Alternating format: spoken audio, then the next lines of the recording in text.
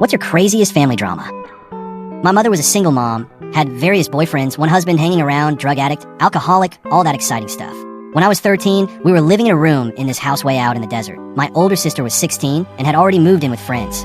I'm not sure why, but for some reason we had to leave the place we lived in prior. So my mom rented us this room to share, with most of our stuff in storage.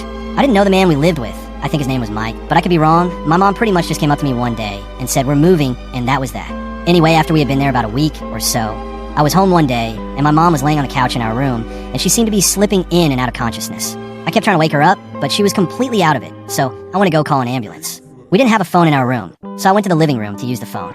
Mike was on the phone, so I asked if I could use the phone. There was an emergency, my mom was sick, and I needed to call an ambulance. He ignored me at first, and then got annoyed with me. Wouldn't let me use the phone. So I took off on foot down to the nearest grocery store, probably the equivalent of several city blocks, and used the payphone.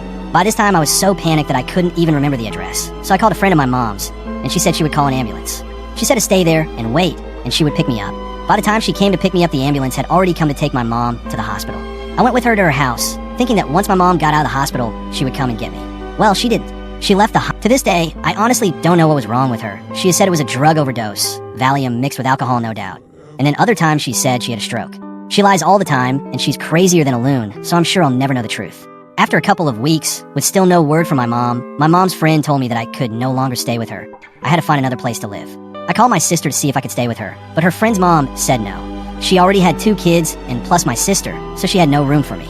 My sister contacted my aunt and uncle, who I hadn't seen/spoken to in probably a year or more, due to my mother and some other dramatics, I'm sure. They agreed to let me stay with them. I moved in with them with nothing but the clothes I was wearing, plus 1 duffel bag of things. A few clothes, some cassette tapes, stuff like that. After staying with them for a few days, I chose to stay. I really figured she was bluffing. Eventually she left, and I didn't hear from her for a really long time. I started thinking that perhaps she was serious, and that I would never see her again. Then I got a letter from her when I was about 15 years old. It was about 4 to 5 pages long, and it was all about how she forgave me for abandoning her. I tore it up and threw it away. The drama goes on further, but this is already TLDR material, so I think I'll stop here. Yay for family drama.